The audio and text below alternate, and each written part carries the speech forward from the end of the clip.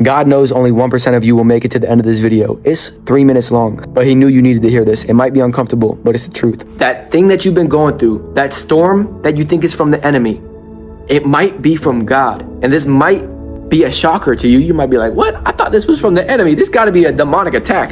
Have you ever heard the story of Jonah in the Bible? So God comes to Jonah one day and he gives him an instruction. He says, go to the city of Nineveh and tell them to stop sinning. Now, Nineveh was a terrible city. These people in Nineveh were evil. And Jonah was like, nah, God, you got the wrong one. I ain't doing that junk. So what does Jonah do? He gets on a boat and he goes the complete opposite direction. God said to go east. Jonah booked a one-way ticket to go west, and he literally tries to run from God.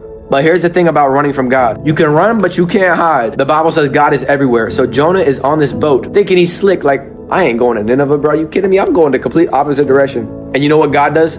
God sends a massive storm. And everybody on the boat is panicking. There's pagans on the boat who don't even believe in God. And they're throwing cargo overboard. They're praying to their fake gods. And what's Jonah doing? He's sleeping. And so the sailors on the boat find him and they're like, bro, what are you doing? And Jonah finally tells them the truth. He's like, listen, this is my fault. I'm running from God. Just throw me overboard and the storm's gonna stop. And so they do it. They throw Jonah overboard and the storm stops. And we all know what happens next, right? God sends a giant fish to swallow Jonah. And Jonah is sitting in the belly of this fish for 3 days. Then Jonah finally humbles himself in the whale. He's like, all right, God, I'll go. And then the fish spits him out. And then God says, all right, round 2, let's go to Nineveh now. But here's what's crazy. That storm was not from the enemy. That storm was from God. God didn't send the storm to destroy Jonah. He sent the storm to redirect him. If God didn't send that storm, Jonah would have just kept sailing west, away from where he was really meant to go. What looked like the worst thing that ever happened to Jonah was actually God saving his life, redirecting him. And that's the thing, man. Sometimes God will let you hit rock bottom so that you can meet the rock at the bottom. And this is so real because when life is going good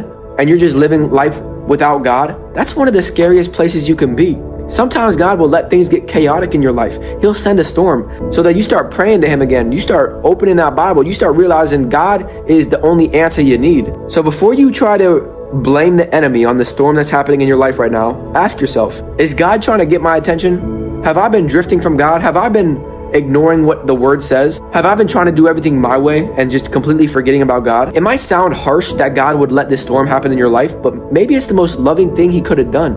Imagine if he just let you keep going down a path that leads to hell, down a path that leads to destruction. God has your best interest in mind, and sometimes he's got to let you go to the deep end so that you can learn to depend on him. Can I get an A?